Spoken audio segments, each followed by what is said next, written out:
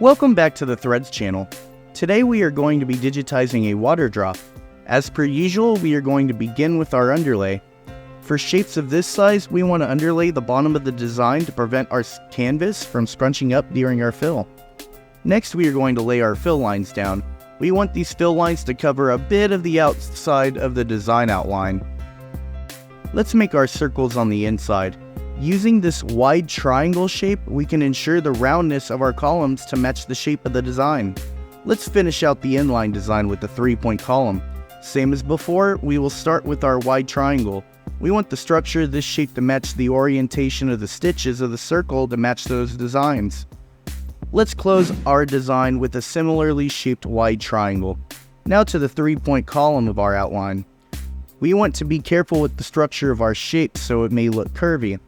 Our column tool could be used as a substitute for this part of the design. Let's place the columns overlapping the beginning of our shape as to prevent gaps from forming. Let's check our design in the 3D viewer. Looks good for the most part. Let's just alter the column lines at the top for better quality design.